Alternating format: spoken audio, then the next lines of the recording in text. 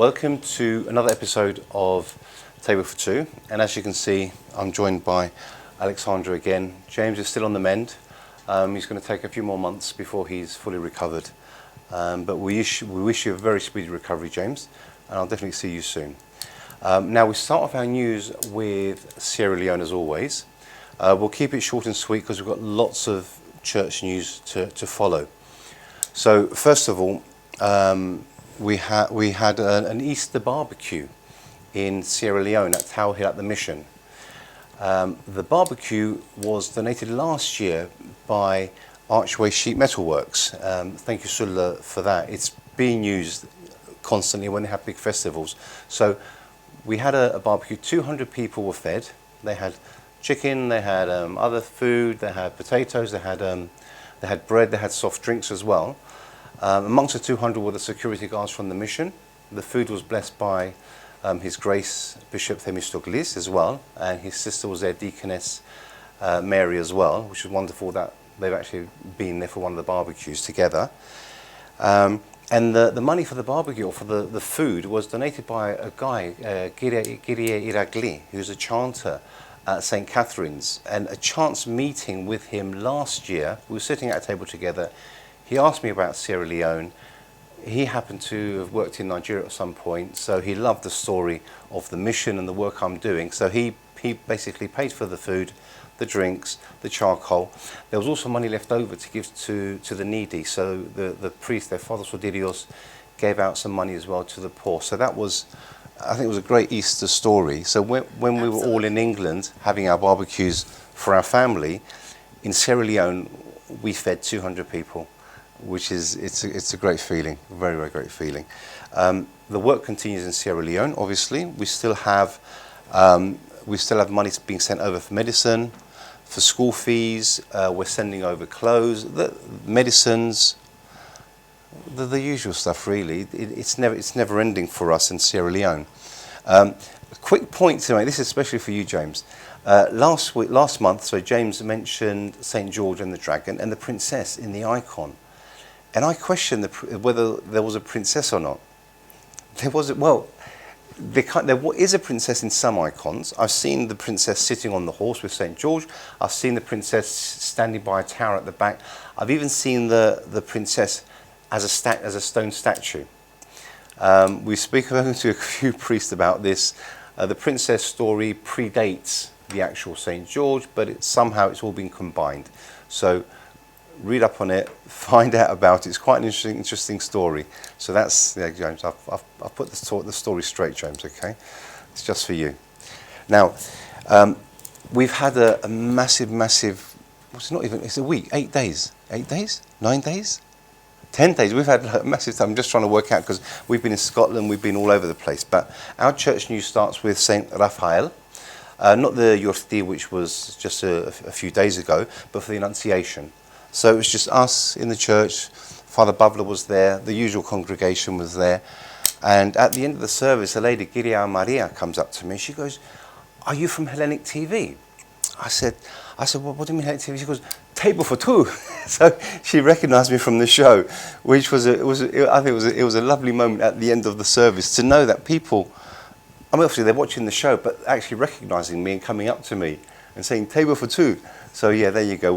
We're kind of getting famous, James. All right, you've got to come back because otherwise everyone's going to be saying to Alexandra now, "Table for Two." Okay. Now, so that was Saint Raphael, the Annunciation. Now that evening, I was invited to the Greek ambassador's residence for Gospende Martiu for the celebration of the Independence Day. So I was there, and I've said it before. I always wonder, am I invited there to take photos, or they want me to take photos, or as a guest? But as His Excellency always says to me, you know, you're here as a guest. But I always take the camera anyway because you never know. I know so many people at these events and they always ask me for photos, so thankfully I had the camera there, and you'll see a few photos popping up behind us as well. Now, then we had Sunday of St. John of the Ladder at St. John the Baptist. So obviously we were together for all these services. It's always lovely going back to St. John the Baptist. It's fairly local to us as well, so lovely church. Lovely priests there, both of them really good guys. They help the community, they go to hospitals, they go to homes, so they do as much as they can for the community. And there was the tonsuring of Alex and David two young, I think they're both Romanian. I'm not sure, but I'm guessing they're both Romanian because they were in Romania for Easter.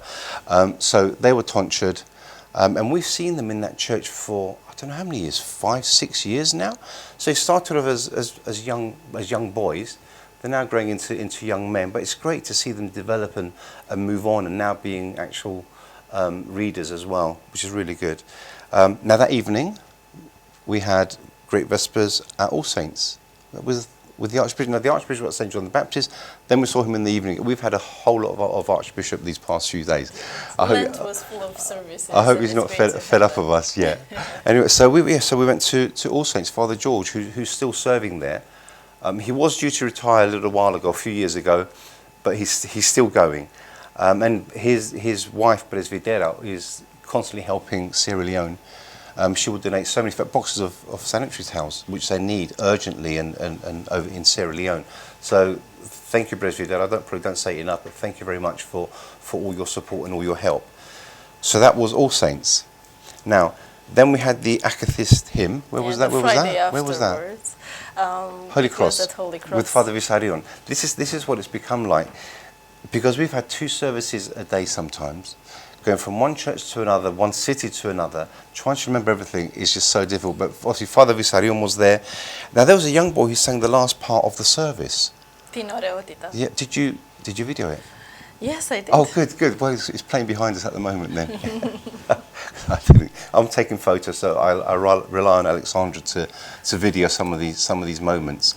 Now we're rushing through everything because there's literally so much to go through today. Now we had Sunday of St. Mary of Egypt. Is that right? Yes. Yeah, that's good. I'll have to check with you everything now. That was at Christ the Saviour in Welling. It was. Where we've been several times. Lovely community there.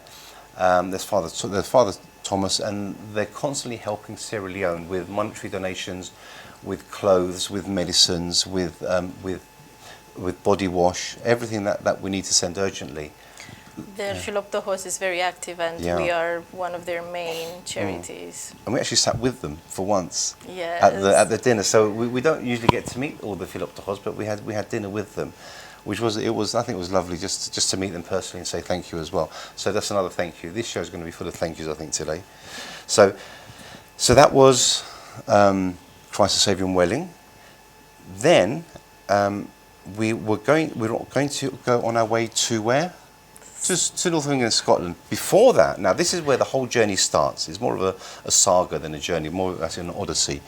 Now, so we had the mass baptism at 12 apostles.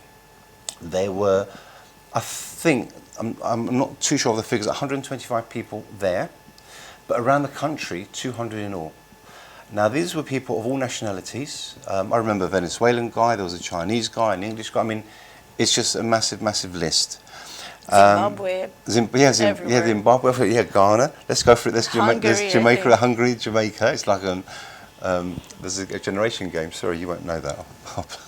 We'll find it on YouTube. So there were a lot of nationalities. It was a very emotional day as well. Absolutely. Even the priests, some of the priests had tears in their eyes when they saw. I mean, we've had the mass baptism in Sierra Leone, where everyone there, we had 153 in one place last year, but everyone there was from Sierra Leone. This time, it was a diverse crowd. All sorts of nationalities, all sorts of religions had come together to become Orthodox. And I must say it was much more organized than we have ever seen before. Yeah, it was. Plus it wasn't raining. We had the rain in Sierra Leone as well. Exactly. So Sierra Leone was quite difficult because of the weather.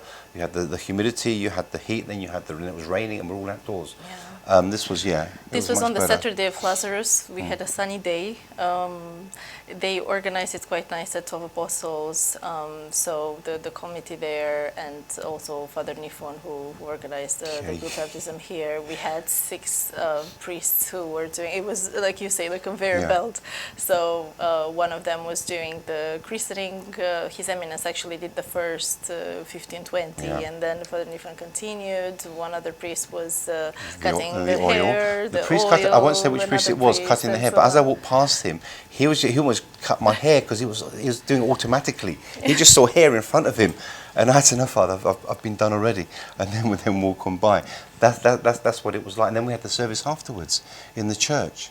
Yeah, so it was because it was integrated with the Divine Liturgy. They had started before the service, so when the moment came for in the Divine Liturgy, all the newly baptized came into the church and occupied the first half of the church. That was very, very emotional. Yeah. It really felt like an army of angels. Yeah, it was a moving Beautiful. experience. Yeah. Now, from there we started our journey up north. So we started off with a 5.5-hour drive to Keswick, which I was pronouncing Keswick up until the time my colleague said no, it's Keswick. So don't pronounce the W in case you're going to Keswick. So I went to Keswick in the Lake District. Tiny church, smallish community, a diverse community. Very diverse. And it was Father Antonios there. Now, Father Antonios, I actually photographed his ordination a few years earlier at St. Bandeleim when he came down with Bishop Raphael. Indeed, in 2021 as a priest. Yeah. And he says he's the last deacon ordained by Archbishop Gregorios and the first deacon, first priest ordained by His Eminence Archbishop Nikitas. No wonder he was so emotional on the day. I did warn him. I said as a deacon, I said, listen, Father, at some point you're going to cry. The moment he stood in front of the Archbishop, he started to cry at that point. But then we learnt his story. I won't go through his story, but I learnt his story, and I understand why he was so emotional. So that was Father Antonios. And now Father Christodoulos, he's an elderly priest. He was there with Presbytera. He used to serve in Leyland. So we thought when we go to Leyland, I'll see him in Leyland. But he was there in Keswick, and it was wonderful to see him. And I think everyone was quite touched by how Presbytera was helping him with his vestments. Getting to get them on as well, because he's quite an elderly man, but he's very, very much loved and very well respected. So it was really good. I mean, it was a blessing for us just to see him. And I've got loads of photos of him from the conferences, the church conferences of 2016 and 2017, where he would always go with Presbytera, which was wonderful. Same with Father Bangradios, he would always go with Presbytera as well. So I've got to know a lot of these priests through clergy conferences. They used to be yearly. COVID kind of stopped that. But yeah, I've always had a bond with a lot of these priests. It's a real blessing. And it's something I can't even describe what we go through. The community there is very special, and we must mention that it was founded by Father John Master. Of course, yes.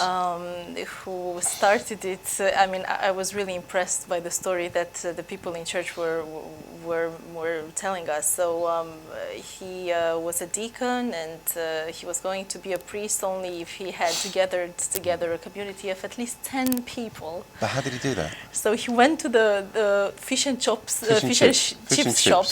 Yes, she's Romaine, doesn't know fish and chips. Fish and chips shops. But can I just say quickly, a lot of our churches were built on fish and chip shops. Yes. And money donation for fish and chip shops.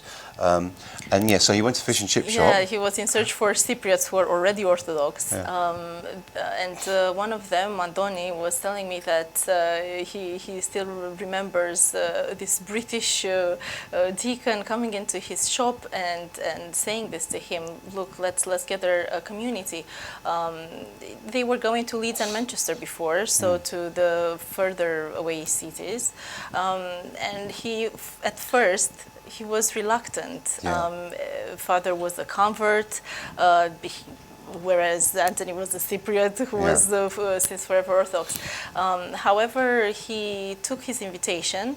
At that point, Father had a chapel in his loft, which was beautifully painted.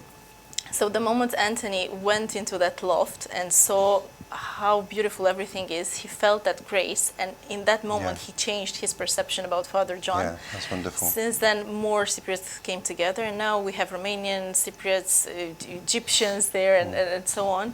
And even one of the old Cypriots was telling me that he's now learning Romanian phrases. Kirillambros, wonderful man. But part of Father John's legacy is what you have. Yes, indeed. Here. This is one of his books, Sacred North.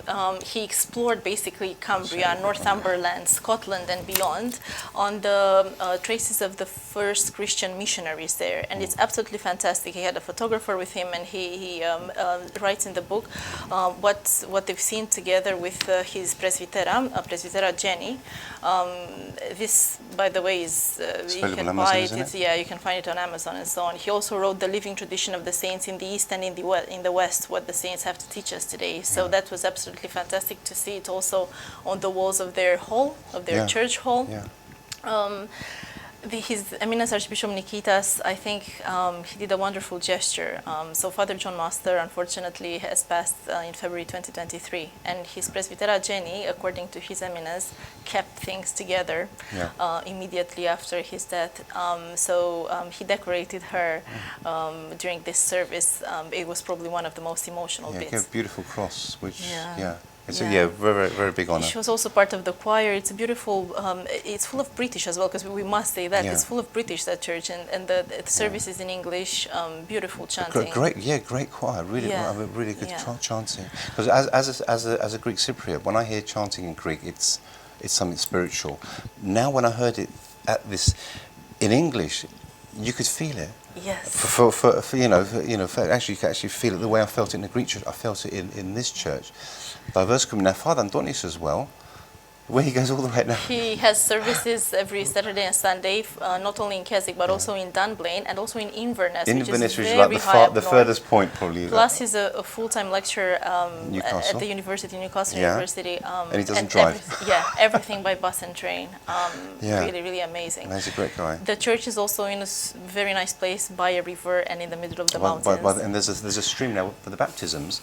They don't have a font as other churches do, or a big bath. There's a stream behind the church, and as the stream flows through, there's a small, like a pond area, and then the stream carries on. That's where they do the baptism. No matter what the weather is, they dip them in the water there, which must be an experience and a half, to be honest. Absolutely. I think it's just a charming and a beautiful way to see. There's even a little sign, Orthodox Church, in the middle of Lake District. Just fascinating. That's beautiful. Yeah. So that was our Keswick. Now, from Keswick we had a 3.5 hour drive? Yeah. So it would have been 3.5 hour drive to Dunblane. Now, you can tell by Alexandra's face that something happened. Now, en route, we switched driving. I allowed Alexandra to drive. Now, it wasn't your fault what happened, just to let you know. Now, we go into Scotland, driving on the motorway, and then the battery light starts flashing, then the power steering light comes on, then the ABS light comes on, and I was Googling everything, and it sounds like the alternator or the fan belt or poor connection on the battery. Speed went to 0. And then suddenly, thankfully, we were on a part of the motor that had a hard shoulder, which only a small section had that hard shoulder, to be honest. Slightly before, slightly after, would have been stuck, and the car just stopped.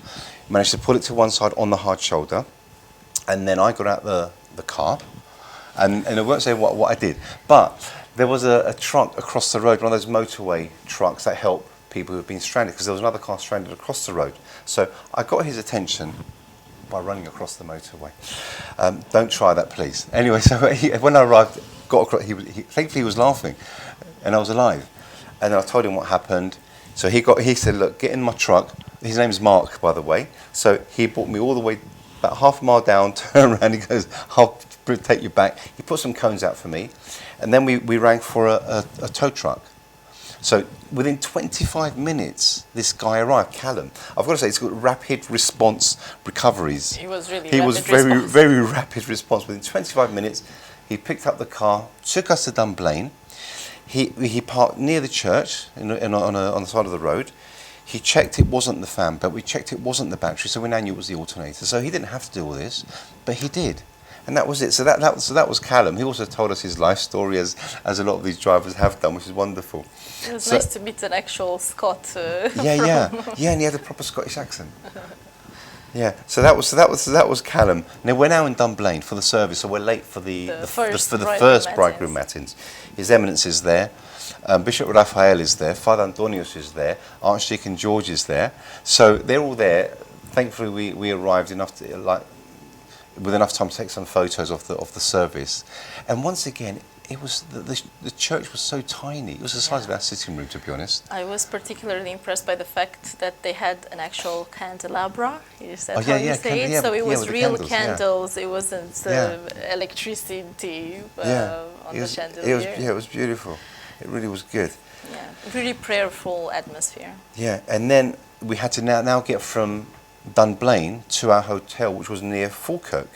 That's where Father, was it Caius Anton Gurgu? Did I say that correctly? Yes. Who's Romanian. Romanian father. And he was with Breslet, so they gave us a lift to the hotel now. So now we're on Sunday late in the evening at some point. So we get to the hotel, and then the next day, Monday, we have to try and find a mobile mechanic. It was so difficult trying to find someone who was willing to come out the next day or that day. So many phone calls. So in between all that, what we then did, we then went to Edinburgh. We thought, let's go to Edinburgh. I highly recommend anyone going to Edinburgh from London. How old is it? It's maybe 4 hours and a half with the rapid train. Yeah. So we met Graham there. Graham took us on a tour of Edinburgh. And what was this called? It was the City Explorers tours. Yes. And he even took us to Edinburgh Castle when he pointed out his house in the distance. I'm guessing it was his house. I believe him. He seems like an honest person. True Scot. Again, true Scot. Proud of his city, proud of being Scottish. So that was Edinburgh. Now, I'm going to have to rush through because we've only got a few minutes left of the show, but there's a lot of sheets to go through. So that evening, we were in Falkirk for a service. So it was Father Gennaris, a Latvian priest, a new community, a young community, and quite a few people came up from Edinburgh as well in their kilts. So whilst we're outside, the Archbishop said, "Look, can I have a quick photo?" Great photo opportunity. They all lined up. We took this photo. A woman's walking past, and she goes, "Oh, is this an Orthodox church?" But they go, "Yeah." She goes, "I'm quarter Greek." So she was invited into the church. But before she came in, Bishop Raphael turns up. So the Edinburgh crew, loving Bishop Raphael, they go, that's Bishop Raphael. And His Eminence goes, "Well, I'm the Archbishop." So that was a little competition between the two. So, and then there was a tonsuring. Two of the chanters were tonsured. Amazing voices, all of them amazing voices. One of them was the son-in-law, or is the son-in-law of the priest. So that was great to see. He was there with his wife, with their daughter. So that we took some lovely photos on that day, and that was Falkirk.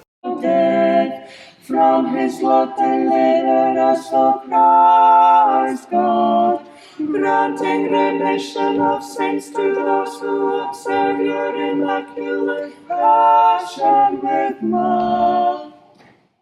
Now, from Falkirk, we went to Leyland. Okay, it's a lot of. We went through and up. First of all, before we did that, we had the car repaired. Okay, so finally we had a mobile mechanic come from McDowell Auto Services Limited. A lady called Sarah rings me up. We can come down tomorrow morning, Tuesday morning. My husband Peter will come down. True to their word, they came down. They picked us up from the hotel with all our luggage, took us to Dunblane, where he then fixed it. Within 30 minutes, the car was repaired. He told us his life story, as most of the drivers have done in Scotland. But he went through hell with COVID, his business, health issues, very serious health issues. He's lucky to have been alive now. And then he met Sarah, who's the administrative genius of his company, I'll say that, which he said, that wasn't not my words, Sarah, they're Peter's words, so be good to him. And this week or next week is their wedding anniversary, first wedding anniversary. So we have to both say to them, happy anniversary. Happy anniversary. All right, Peter, you owe me one, mate. Okay, there you go. So that was our car repaired. Then we drove to Leyland. 3.5 hour drive? Yeah, Another church. So all of this was with the Archbishop, by the way. So we go to Leyland. Now, Leyland was another young group, young congregation, diverse nationalities. The main chanter was Malaysian. Amazing voice. Beautiful. And she doesn't even realise how good she actually is.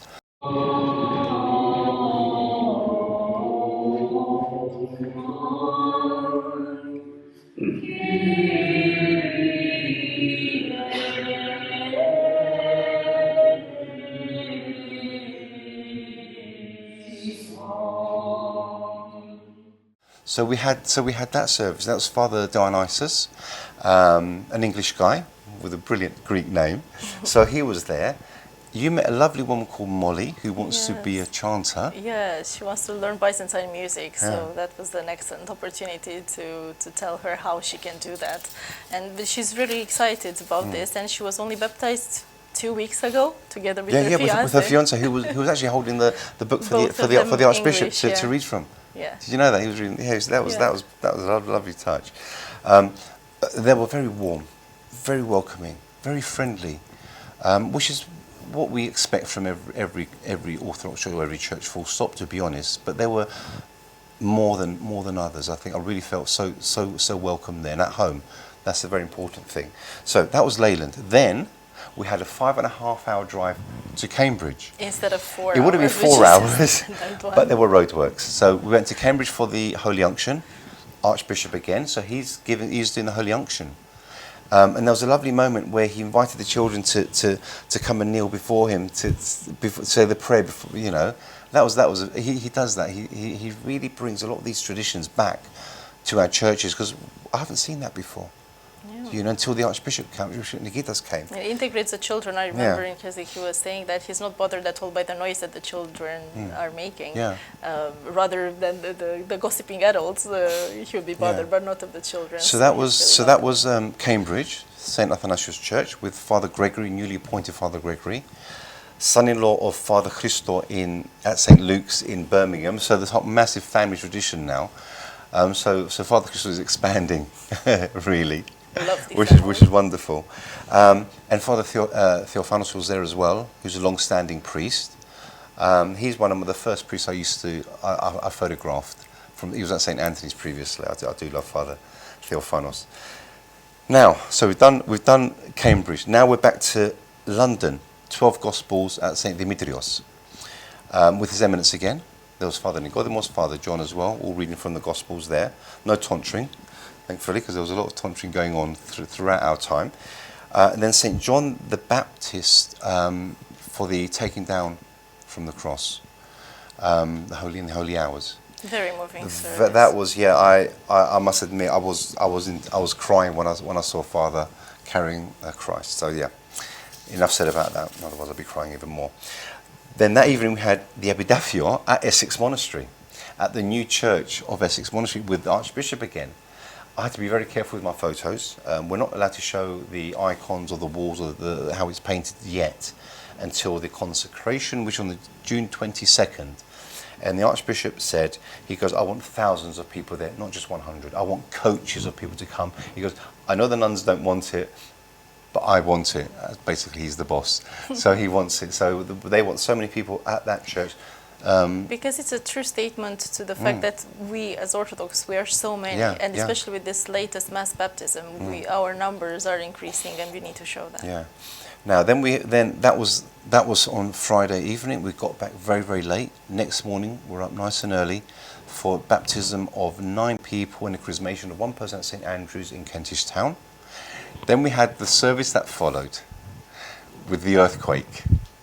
And I warned then Greece, they don't know this, they don't have this service. In Romania, they don't. Yeah, honestly, I think everyone should do it. So I warned the newly baptized. I said, you're going to get the shock of your life. Don't worry, this isn't every Saturday or Sunday. So during the service, when it's the Anastasi, to represent the earthquake, the Cypriots will bang the chairs. Now at St. Andrew's, the chairs lift up and down. So they're banging, banging, banging, banging. The noise, I've never heard it this loud before in my life.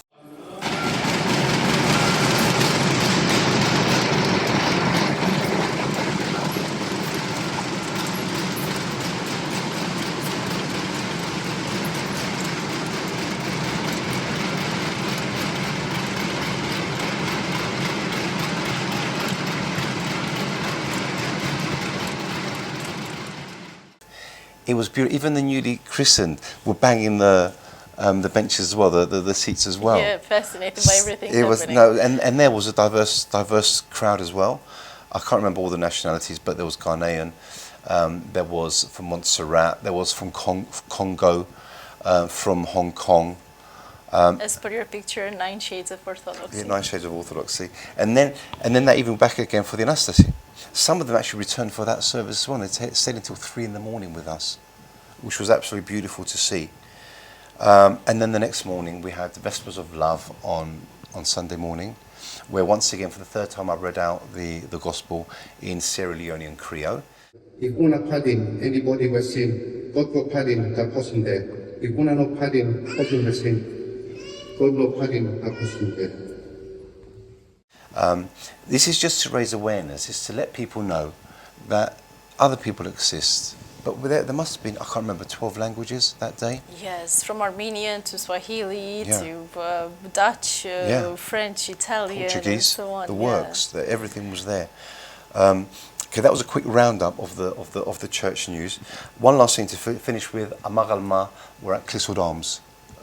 They sold out again, as always. So I think that's the. I'm exhausted just saying all this, to be honest. It was a very full month, but It also was. very fulfilling. It was, as you can see from my notes.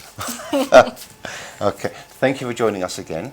Thank you. And yeah, we'll see you next month for Table for Two. Thank